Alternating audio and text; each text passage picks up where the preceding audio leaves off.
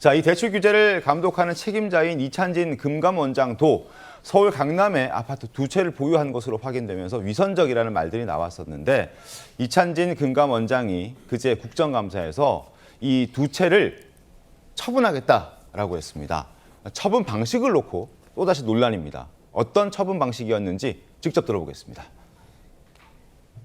눈높이에 맞지 않는 부분에 대해서는 뭐 한두 달 안으로 정리할 상황입니다. 염려를 끼쳐서 송구합니다. 아파트 2채 있는데 그 한 채는 팔겠다고 빨리 처분하겠다고 얘기하셨잖아요. 정확하게는 제 자녀한테 양도할. 어쨌든 자, 처분하겠다고 했는데 그 처분의 방식이 제3자에게 파는 것이 아니라 자녀에게 증여하겠다, 양도하겠다라는 겁니다. 정건현 대변인님 어떻습니까? 이찬진 금감원장이 지금 재산 신고는 하지 않았는데 네. 대략 본인이 갖고 있는 재산이 300억에서 400억 정도 된다. 이렇게 국감에서 발표했습니다. 그럼 어떻게 돈을 벌었느냐? 그 변호사 생활하셨는데 구로공단이 조성될 때에 그때 농지 강탈과 관련한 사건을 수임하면서 성공보수로 400억 가까이를 받았다는 거예요. 대단한 재산가죠. 근데 저는 맨 처음에 처분하겠다는 얘기를 들었을 때 뭐 다소 손해를 보더라도 좀 낮은 가격에 매각하겠다라는 뜻으로 받아들였는데 역시 이 돈은 무엇보다 좀 민감한 문제인 것 같습니다. 네. 이렇게 400억 자산가도 단 몇 억 정도 낮게 파는 것에 대해서 부담을 느끼고 그러느니 차라리 자식에게 증여하겠다 이렇게 얘기하는 걸 보면 지금 대부분의 경우가 이렇게 되는 거예요. 다주택자들에 대해서 굉장히 강화를 하고 있습니다. 네. 그래서 실제로 다주택을 통해서 그러니까 추가로 주택을 더 구매해서 이걸로 이익을 보겠다라고 하는 수요는 양도소득세 중과로 상당 부분 없어졌습니다. 그런데 어떤 퇴로도 없이 자꾸만 다주택자 규제하고 하니까 이런 부작용들 계속 나고 있는 거예요. 이게 그야말로 뭐 부의 대물림 더 가속화되는 거 아니겠습니까? 저는 정말로 이 정도 자산가라면 그리고 본인이 금감원장이라는 중요 직책을 맡고 있다면 모범적으로 좀 팔 줄 알았는데 그렇지 못했다는 걸 보면서 좀 아까도 말씀드렸지만 이런 논란을 볼 때마다 착잡하다는 생각을 계속할 수밖에 없게 됩니다. 김상희 평론가님. 네. 그러니까 2채가 있는데 강남에 네. 처분해라 하니까 처분하겠다 했어요. 네. 근데 이걸 팔지 않고 다른 사람에게 팔지 않고 네. 딸한테 주겠다라는 부분은 그 처분 방식에 대해서 어떻게 좀 보셨습니까? 글쎄 뭐 고위 공직자로서 모범적이다고는 할 수는 없겠죠. 네.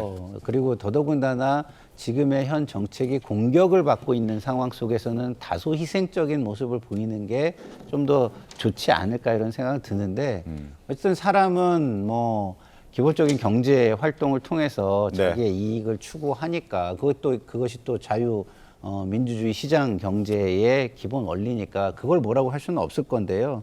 근데 중요한 건 뭐냐? 좀 아까 양도를 하겠다고 표현을 하잖아요. 네네. 근데 양도를 하면은 세금이 더 싸지지 않나요? 증여상속이 세금이 더 높지 않나요?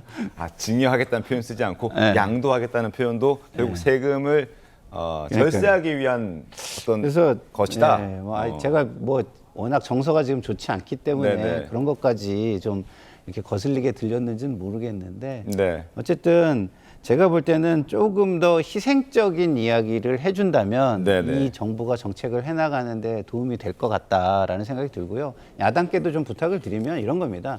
지금 정부가 나쁜 의도로 정책을 내는 건 아니잖아요. 그렇긴 하죠. 그러면은 그 정책 의도가 성공할 수 있는 것에 같이 좀 지혜를 모아주고 정말 국민과 그 정책 성공을 위해서 애정을 가진 모습으로 이야기를 하면 좋겠는데 네. 그냥 정쟁하듯이 이렇게 자꾸 공격을 하면은 네. 이거는요 끝이 없고 또 다른 정쟁으로 흐를 뿐이지 답은 없는 길이다라는 말씀을 드리고 싶습니다. 알겠습니다.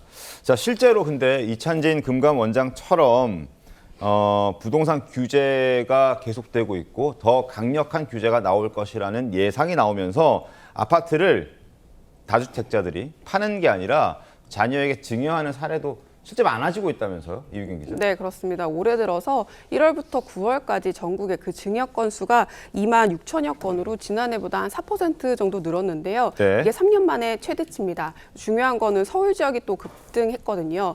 특히나 서울의 서초, 강남, 그리고 또 용산 같은 이런 핵심 지역, 한강벨트 지역의 증여 건수가 계속 늘고 있습니다. 그러니까 고가 아파트, 그리고 앞으로도 가격이 계속 오를 것으로 예상되는 지역의 아파트는 매도하는 것이 아니라 네. 자녀들에게 증여할 수 있으면 증여하겠다, 이런 이제 여론들이 늘어나고 있다라는 건데요. 세제 개편도 예고를 하고 있잖아요. 특히나 고가 아파트에 대한 종합부동산세가 더 높아질 수 있다라는 얘기도 나오고 있고, 네. 또 이렇게 양도세 혜택도 줄어들고 있고, 정부 규제로 이제 매매가 좀 쉽지 않아질 거라는 예상 때문에 미리 선제적으로 이런 조치를 하는 것으로 볼 수 있습니다. 알겠습니다.